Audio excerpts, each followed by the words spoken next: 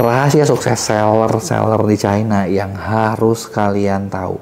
Suka nggak suka sekarang bisa dibilang kan China ini mulai banyak banget ya barangnya di mana-mana, bener nggak? Fair ngomong nih, kadang kita head to head perang sama mereka itu kayak nggak susah menang gitu. Ya selain memang pemerintahnya mendukung gitu kan, harganya pun mereka bisa ngejual gila-gilaan gitu kan, kayak yang murah banget sampai kita mikir kayak dia tuh bisa nggak sih, untungnya dari mana sih kok bisa jual semurah itu.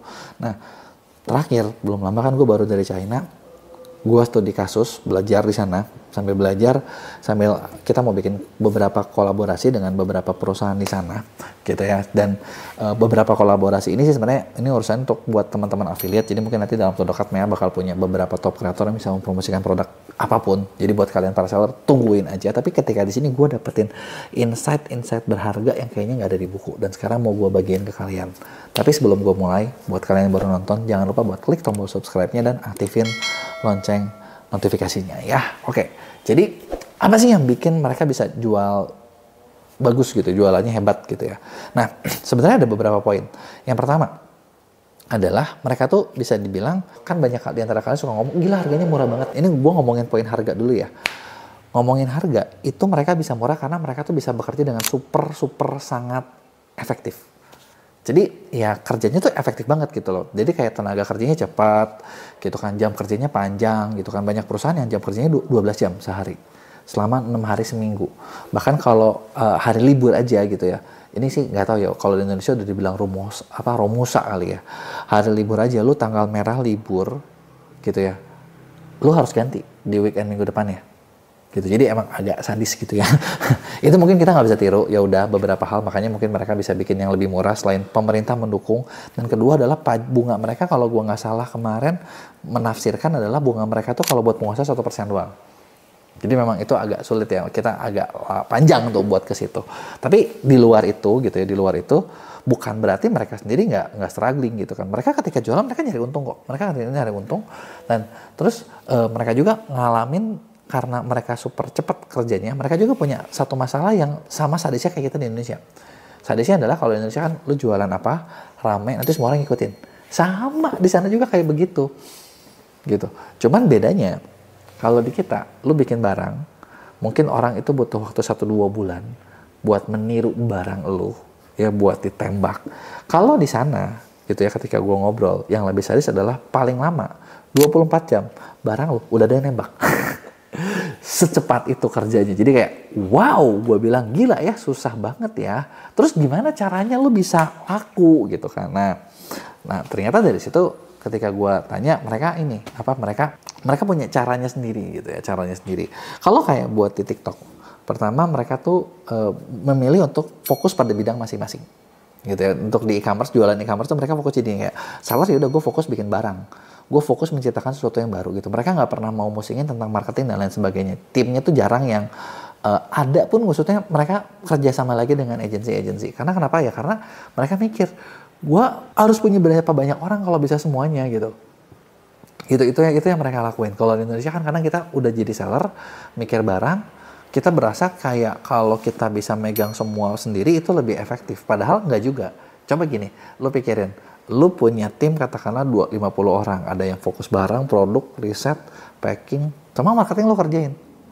Biasanya lu bakal lambat buat bikin produk-produk yang baru gitu loh. Sedangkan kalau di sana enggak, jadi karena mereka situ ya mereka lemparin aja ke agensi-agensi yang lain. Jadi kayak, dan ketika di agensi itu, agensinya di sana tuh sangat selektif. Jadi kayak ketika ada klien gitu ya, calon masuk gitu, gue juga agak kaget gitu kalau ketika di sana tuh, jadi bukan agensinya yang harus oke, di kita bisa gini, mereka ngasih tahu, tapi kedua juga mereka tuh ngasih tahu ini produk gue tuh kelebihannya ABCD panjang lebar. Jadi mereka menjelaskan produk mereka sedetail mungkin, dan ini kebalik sama di Indo. Kalau di Indo orang bahkan nggak ngerti produknya lakunya di mana. Nah, kenapa? Karena ternyata di sana mereka selalu terbiasa buat mikir gini, kalau gue mau jual barang, gue harus tahu buying point-nya orang apa. Ketika gue tahu buying point-nya orang, disitulah barang gue bakal laku. Kalau barang gue nggak ada buying point-nya, barang gue nggak mungkin laku. Nah, ini yang gue rasa di Indonesia, gue nggak pernah ketemu. Dikit banget kayaknya ketemu. Kalau udah ketemu udah jadi brand sih. Tapi kalau misalnya yang seller pemula, boro-boro mereka mikir kayak buying point-nya orang apa ya? Kenapa ya gue bikin barang ini ya? Kenapa ya orang bakal beli ya? Nggak kepikiran seperti itu, gitu ya. Nah, Kenapa ini penting? Karena gini, lo harus sadar, basicnya adalah lo jual ke manusia. Kalau lo jual ke manusia, lo harus tahu apa yang ada di otak atau di kepala, isi kepala dari calon pembeli lo ini kan. Gitu kan, pembeli itu kenapa mereka mau beli? Nah, mereka tuh mikirin, oke, orang mau beli gara-gara ini, orang mau beli gara-gara itu, dan berikutnya setelah itu mereka bakal list itu buying point, gitu ya, buying pointnya sebanyak mungkin, dan buying point itu bakal jadi bahan buat bikin brief nanti, brief konten, briefnya affiliate, briefnya mana, itu semua ada di buying point itu, gitu. Jadi disitulah mereka bakal gampang buat ngejual, gitu ya. Yang kedua, mereka juga bukan dibilang nggak nyari margin, mereka nyari margin, tapi karena produksinya murah, kerasanya harganya jadi murah. Margin mereka pun cukup tinggi karena gini. Ternyata kalau lo ngerasa kayak, aduh di Indonesia tuh susah, kita tuh kalau ngiklan juga boncos terus. Di China, rata-rata dari setiap industri, ROAS-nya sekarang cuma 3 atau 4. Nah, mampus nggak lo? ROAS 3 atau 4, belum potong admin, belum potong apa, sama juga kayak kita. Berarti kalau gitu, tapi kenapa mereka bisa jual murah? Jago produksinya. Kebayang nggak? Kalian nangkep nggak di poinnya tuh? Jadi marginnya tetap harus tebal gitu. Malah gini, gue kemarin pas lagi di China ya, ada waktu itu salah satu dari bos agensi China cerita gini, lo tahu nggak sih di China tuh kan orang merasa orang China pinter, tapi nggak juga.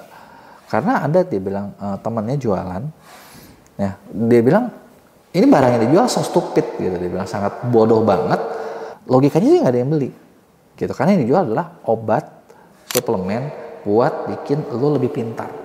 Ya kan logikanya orang bodoh mana yang percaya kalau lo minum suplemen jadi pintar, kalau lo pintar ya pintar aja gitu kan. Tapi ya fair ngomong, kalau misalnya satu populasi satu negara itu banyak, ya ada nggak yang bodohnya? Ada. 1% aja bodoh, jumlahnya berapa? Gitu. Populasi China itu hampir 1,8 miliar ya. Kalian itu nggak 1,8 miliar, 1% aja bodoh. Berarti ada 18 juta orang.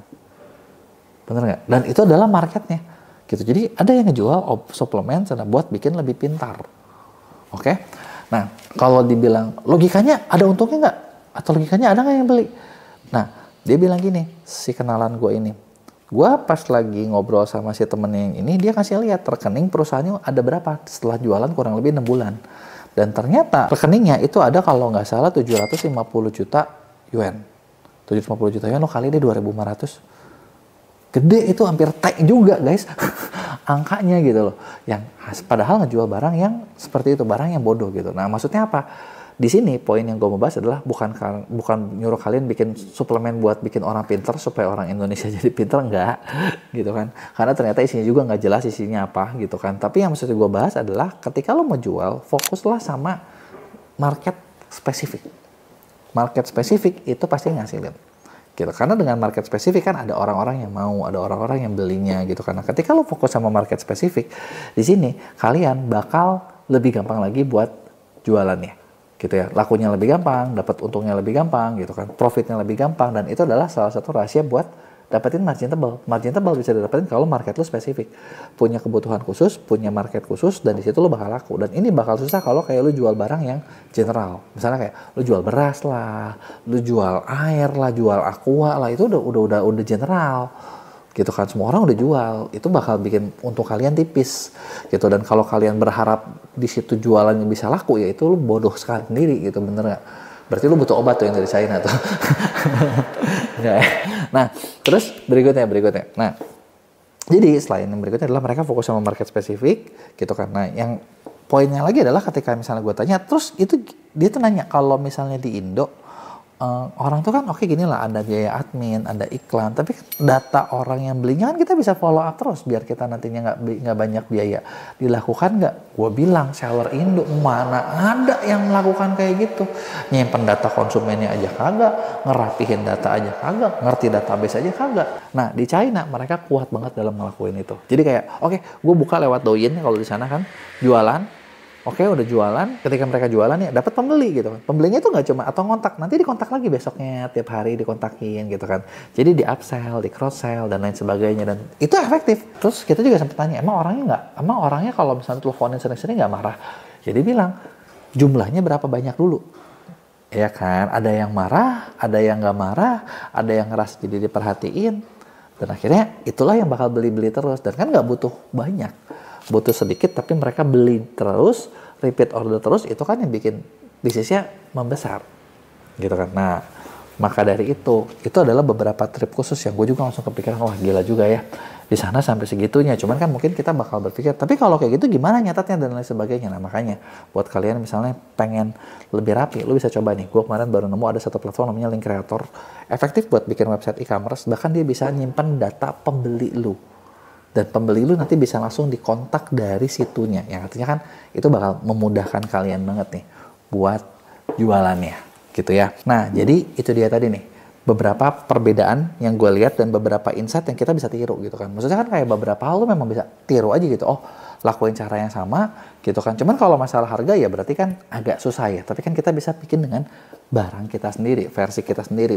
Mencoba mengefektifkan supaya biaya produksinya makin lama makin murah gitu ya. Jadi kurang lebih kayak gitu. Kalau ada yang mau ditanyain, gue pengen tahu pendapat kalian. Kalau ada yang kalian nggak setuju juga, lu tulis di komen. Nanti gue bakal bales di Q&A. Dan jangan lupa buat like dan share video ini ke teman-teman lu yang pengen laku juga jualannya.